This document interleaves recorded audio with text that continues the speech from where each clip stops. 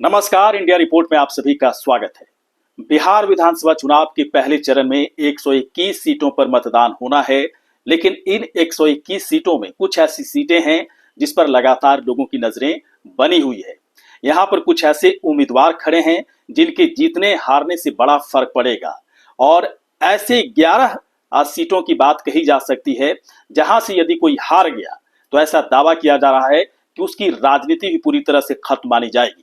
आज हम आपको बताएंगे कि उन 11 सीटों पर हिसाब किताब क्या है, किसके जीतने का स्ट्राइक रेट ज्यादा दिख रहा है, कम दिख रहा है, कौन जीतेगा कौन हारेगा, और इन 11 सीटों पर अगर कोई जीतता है तो राजनीति में वो बरकरार रहेगा और यदि कोई हारता है तो राजनीति से सीधे तौर पर उसे निकाल बाहर ही समझा जाएगा। चलिए एक एक सीट की बात करते हैं और सबसे पहले बात करेंगे राघोपुर विधानसभा सीट के बारे में। पहले चरण में यहाँ पर मतदान होना है। मुख्य जो मुकाबला यहाँ पर है, तेजस्वी यादव जो कि आरजेडी के उम्मीदवार हैं, उसके बाद बीजेपी की तरफ से सतीश यादव को यहाँ से टिकट दिया गया है और स्ट्राइक रेट जो जीतने का दिख रहा है, बहुत ही कांटे की टक्कर यहाँ पर लग रही है, लेकिन 10% का अंतर दिख रहा है। जीत का अंतर एक अनुमान के तौर पर जो लगाया जा रहा है किस तरह का स्ट्राइक रेट यहाँ पर हो सकता है, और मात्र 45% जीत कि स्ट्राइक रेट, एक संभावित स्ट्राइक रेट तेजस्वी यादव के पक्ष में दिख रहा है, जबकि 55% सतीश यादव के पक्ष में जीत की संभावित स्ट्राइक रेट यहां पर दिख रही है। चलिए अब इसके बाद बात करेंगे महुआ विधानसभा सीट के बारे में। तो यहां पर दो मुख्य मुकाबला दो उम्मीदवारों के बीच में है। जेजेडी से तेज प्रताप यादव जो कि तेजस्वी यादव के बड़े भाई हैं, लालू प्रसाद यादव के बड़े बेटे हैं, अब उन्होंने अपनी एक पार्टी बना ली है। जेजेडी से यहाँ पर तेज प्रताप यादव हैं और एलजेपीआर से संजय सिंह को यहाँ से टिकट दिया गया है। और जो जीतने की जो संभावित स्ट्राइक रेट यहाँ पर दिख रही है, बहुत ही कांटे की टक्कर यहाँ पर लग रही है। 49% तेज प्रताप यादव के पक्ष में है और 51% संजय सिंह के पक्ष में यहाँ पर दिख रहा है। चलिए अगली सीट की बात करें, तारापुर में मुख्य मुकाबला जो है बीजेपी और आरजेडी के बीच में है। बीजेपी की तरफ से यहाँ पर सम्राट चौधरी को टिकट दिया गया है, जो कि बिहार में इस वक्त डेप्यूटी सीएम के तौर पर हैं, बीजेपी के बड़े नेता हैं। इसके बाद अरुण कुमार को दिया गया है आरजेडी की तरफ से टिकट, और जीत का जो संभावित स्ट्राइक रेट है वो सम्राट चौधरी के पक्ष में 60% दिख रहा है, जबकि अरुण कुमार के पक्ष में मात्र 40% दिख रहा है। अगली सीट की बात करें मोकामा की। मोकामा अनंत सिंह बहुत ही इस वक्त चर्चा में है। एक हत्या के आरोप में उन्हें जेल भेजा गया है और लगातार मोकामा की राजनीति इस वक्त बहुत ही गर्म हो चुकी है और सब लोग यही पूछ रहे हैं कि मोकामा से इस बार जीतेगा कौन। अनंत सिंह तो मैदान में, चुनावी मैदान में होते हुए भी एक तरह से जेल में है, तो ये सारी चीजें क्या जेल में रहते हुए जीत जाएंगे? तो जनता दल यूनाइटेड से अनंत सिंह को यहां से टिकट दिया गया है, आरजेडी से वीणा देवी को टिकट दिया गया है और जीत का स्ट्राइक रेट अनंत सिंह के पक्ष में 80% दिख रहा है। जी हाँ, 80% यहां से दिख रहा है और 20% स्ट्राइक रेट वीणा देवी के पक्ष में दिख रहा है। तो समझ सकते हैं कि मोकामा में किस तरह का एक समीकरण बनता दिख रहा है। चलिए अगर सीट की बात करें, अलीनगर में संभावित जीत की स्ट्राइक किसके पक्ष में ज्यादा है? तो मैथिली ठाकुर को यहाँ से बीजेपी से टिकट दिया गया है, विनोद मिश्रा को आरजेडी से टिकट दिया गया है और संभावित जीत का स्ट्राइक रेट यहाँ पर 70% मैथिली ठाकुर के पक्ष में है, 30% विनोद मिश्रा के पक्ष में जाता दिख रहा है। अगली सीट की बात करें लखीसराय की, तो यहाँ पर विजय कुमार सिन्हा को बीजेपी से टिकट दिया गया है।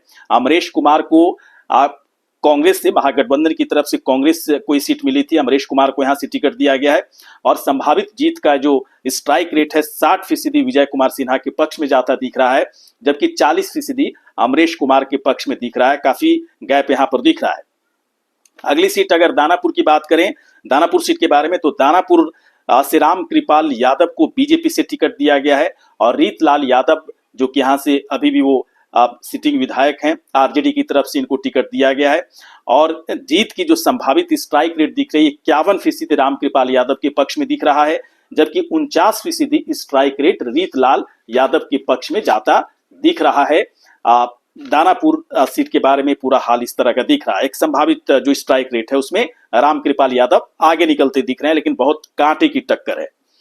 चलिए छपरा विधानसभा सीट के बारे में अगर बात करें, तो यहाँ से आरजेडी की तरफ से शत्रुघ्न यादव यानी कि खेसारी लाल यादव को टिकट दिया गया है आरजेडी की तरफ से, और छोटी कुमारी जो कि बीजेपी से इन्हें टिकट दिया गया है, और संभावित जीत का जो स्ट्राइक रेट है 52% खेसारी लाल यादव के पक्ष में जाता दिख रहा है, और 48% छोटी कुमारी के पक्ष में जाता दिख रहा है। अब बांकीपुर विधानसभा सीट के बारे में बात करें तो बीजेपी से यहां से नितिन नवीन को टिकट दिया गया है। इनके पक्ष में 70% स्ट्राइक रेट इनके पक्ष में जाता दिख रहा है, जबकि रेखा कुमारी जो कि आरजेडी से यहां से खड़ी हैं, इनके पक्ष में मात्र 30% ही स्ट्राइक रेट दिख रहा है, यानी कि अंतर यहां पर काफी ज्यादा है। नितिन नवीन के लिए जो संभावित स्ट्राइक रेट है वो बहुत ही ज्यादा दिख रहा है। और अगर अगले सीट जाली विधानसभा सीट की बात करें तो यहां से जीवेश मिश्रा को बीजेपी की तरफ से टिकट दिया गया है, जबकि ऋषि मिश्रा को यहां से कांग्रेस की तरफ से टिकट दिया गया है।